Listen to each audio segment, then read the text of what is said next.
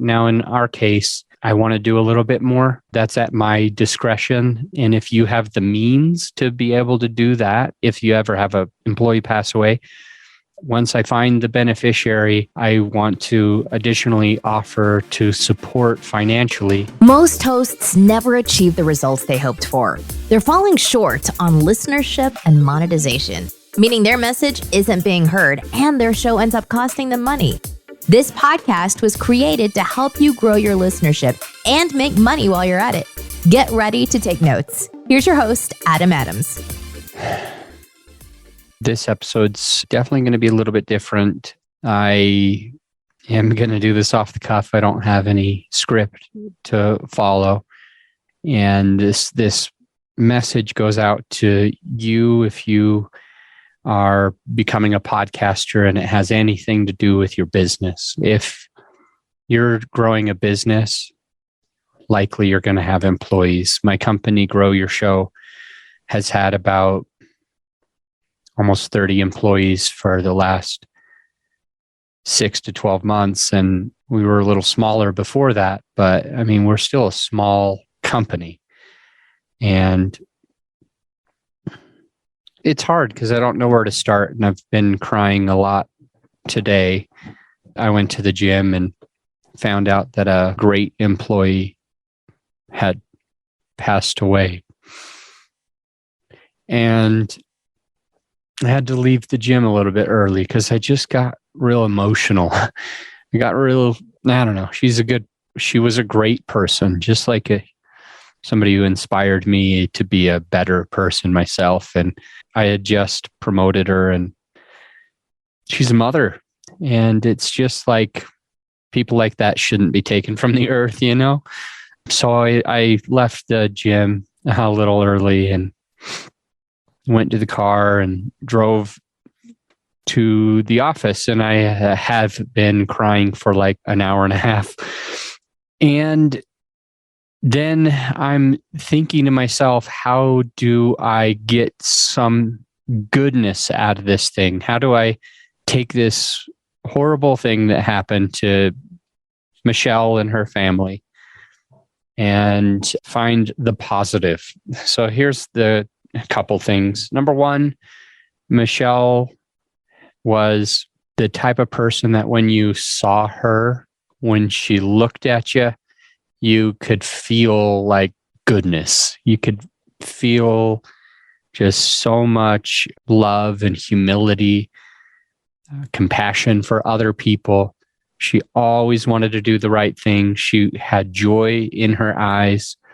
And so the main positive thing that I can get is that she has left an impact on me personally, where I think I might be a better human because I got to know her.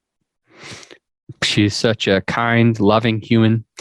And I started working with her a little bit more closely because she had just gotten a promotion. And sorry, guys, I know I don't have a cold. My nose is running because of crying. But anyway, I had just promoted her to a team lead position and she's really taken that role and she's doing a good job and she wanted to do a good job.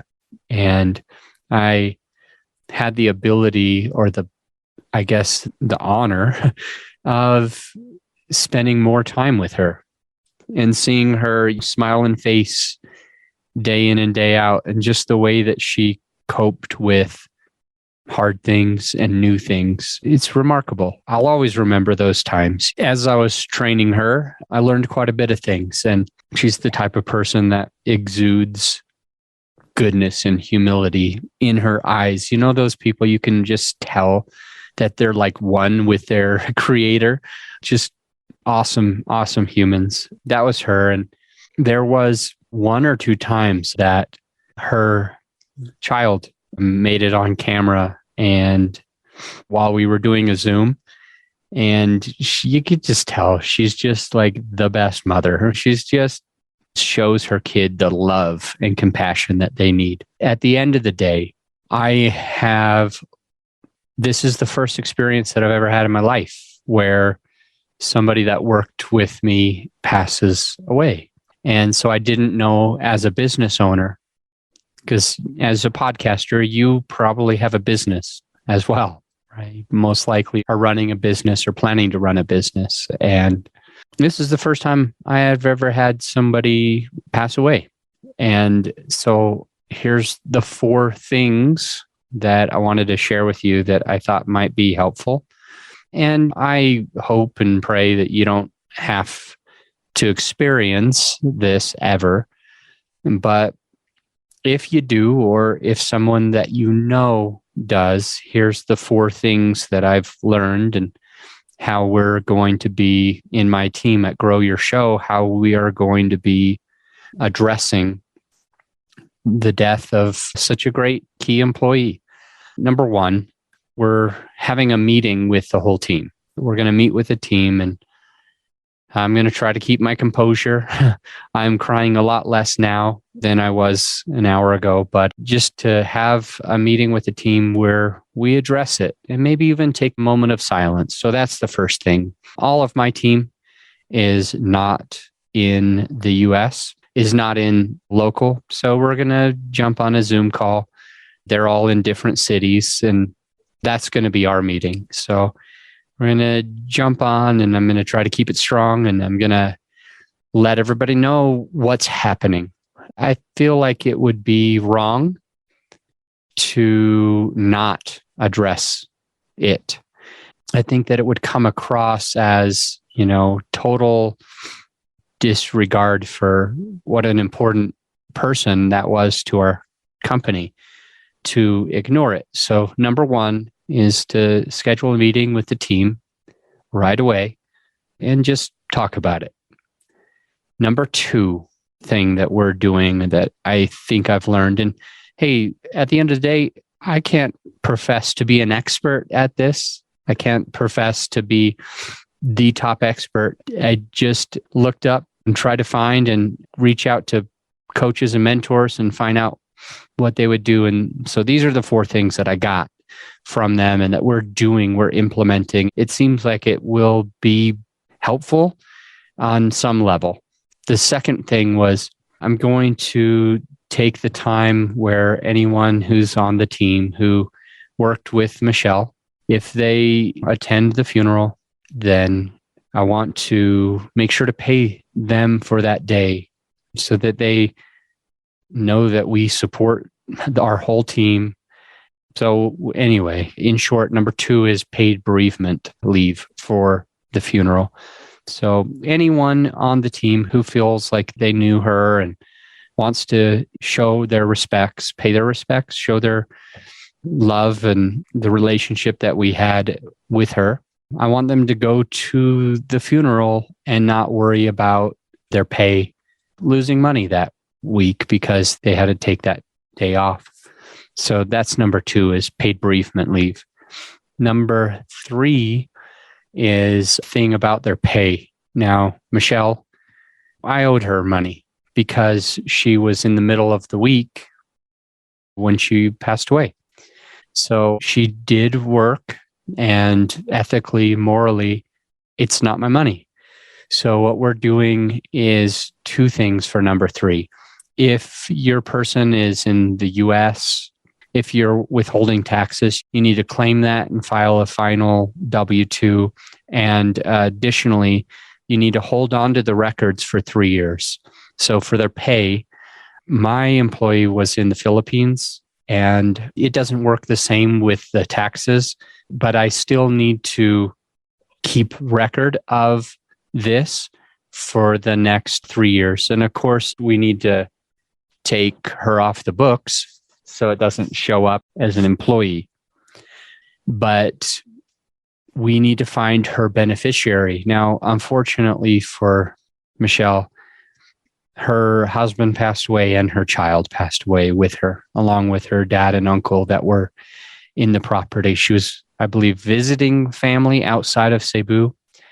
And this typhoon came and covered up the whole house. And by the time they got uncovered, they had passed away already.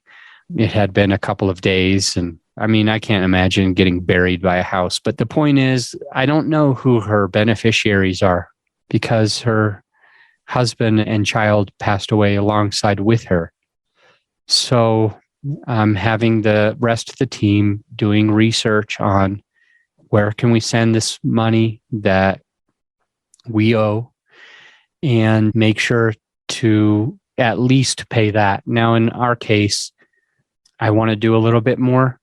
That's at my discretion. And if you have the means to be able to do that, if you ever have a employee pass away, once I find the beneficiary, I want to additionally offer to support financially the burial of Michelle and the family, because I mean, I'm imagining if I'm in that position and I have all of that to pay for, that's a tough pill to swallow alone. And so our team at Grow Your Show, we want to find who is this beneficiary, who's going to be paying this. And while we do it, I want to find out if I can support them on top of just giving the last paycheck for Michelle. I want to find out, can we also support you? Is there anything that you need financially, whether it's a loan or a gift? But whatever it is, if they need it, I want to be there for them. So that's number 3, is about the employee's pay. Number 4, and this is the saddest one for me, is you got to replace the person. It sounds so cold shoulder. It's like the wrong thing that I want to be thinking about during mourning, during bereavement, during sadness. But it also is something that has to be looked at and approached and taken care of, because in Michelle's case, she had been promoted recently to team lead, and which means she has a lot of responsibilities that support the company and our clients. So, like it or not, it's something that needs to be addressed, is hiring, promoting someone to replace Michelle and the work that she did. So at the end of the day, life is fragile. And I continue to be reminded about that. I have had to go to the hospital. I've got a lot of hospital bills now. I had to go to the hospital a couple times in the last 18 months. And it just reminds you, you want your life insurance policy to be in place. You want to make sure you're always kissing and hugging your loved ones. And when you have a close coworker pass away as well, I mean, it just shows you, she was younger than me. She was in her 30s and with a young child, and you can't get those days back. So I feel like we've got to live our lives to the fullest. We've got to show that love, be the example, because she left a mark on me, a positive mark on me that will help me be a better person for the rest of my life, I assume, for the rest of my life. So I understand that this doesn't share a lot of podcasting tips, but at the same time, I feel as though this can be beneficial for more people than just me, and certainly helps me to talk about it. So thank you for listening. And I want to reiterate the 4 things that I'm trying to do at the passing of a great employee. Number 1, have a meeting with the team. Number 2, we're going to offer paid bereavement leave to any employee who wants to support the family at the funeral and show their love and relationship. And number 3 is you got to fiscally make sure things are accurate, right? If there's taxes to be paid, you got to pay the taxes. You got to hold on to the records for the 3 years. You got to take that money that you were owing the late employee, and you have to find the person in their family who's going to be their beneficiary, who's going to be able to take that money. If you want to take that a step further, you can offer, if you have the means to do it, you can offer to pay for some of the funeral just to support them and help so that they don't have to carry this burden completely alone. which is what we're doing because we do have some of the financial means to feel comfortable wanting to support her family if we can, and make sure she gets her at least what we owed her for the work that she put in prior to her death. And number 4 is you got to replace them. You got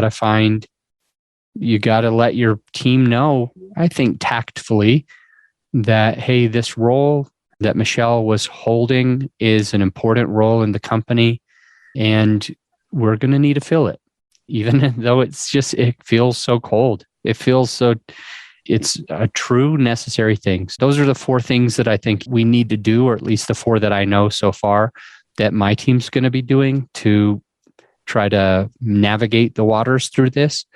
If you're listening, and I've just realized, I just found this out over the last couple of weeks, I have a lot of actual close friends that listen to this podcast, and just many people that I truly care about and am close with. They're listeners of the podcast. And I never really thought into that. I think it's awesome. I love that. And additionally, many of our clients, we are serving around 51, if I'm not mistaken, around 51 different podcasters out there right now. And I don't know, maybe 3 or 4 of them listen to the podcast religiously. I'm always surprised when a client calls and says, "Oh, I loved your last episode." So if you are a friend, if you're a client, if we know each other in the real life, I appreciate you. I hope that this is helpful for you. And let's jump off, and I'll see you on the next episode. And by the way, I don't think the next episode is going to be quite as somber, quite as feeling, I hope that the next one doesn't have to be like this. Really cared about Michelle. I learned so much from her. She was a key employee. I would have to say, I love all of my coworkers, my whole team. I really care about from the bottom of my heart. And I don't think I realized how much that was true until I lost one. And then I realized that it really shook me up and was not easy. Absolute challenge. So, although we probably don't have to deal with something like this very often, I think it's highly probable that someone listening will have to go through this. And if you got anything out of it, awesome. That's what I was looking for. I'll see you on the next episode. Oh, hey, because 3 of my clients came to me recently looking to find a way to have their podcast make them money instead of cost them money. We put together a resource for some of our clients, and I want to give it to you as well. It's something that did actually seem to help, because one of them is now making $2,600 a month. Another one's $4,500 a month. And the third is making between $5,000 and $10,000 each month. And so it's been a resource that's been incredibly valuable to them. It's our sponsor sheet template. It's a template of a sponsor sheet, and it gives you something that you can hand to potential sponsors and hopefully also be making $2,600, $4,500, or between $5,000 and $10,000 regularly each month with your podcast. So this has been a contributing factor to helping all 3 of those clients turn their podcast into an additional income stream for them. And the way that you can find it is just going to our website, growyourshow.com, but put in /templates, growyourshow.com /templates. And then you can actually download that template and others that could be valuable to your podcasting experience. I'll see you on the next episode.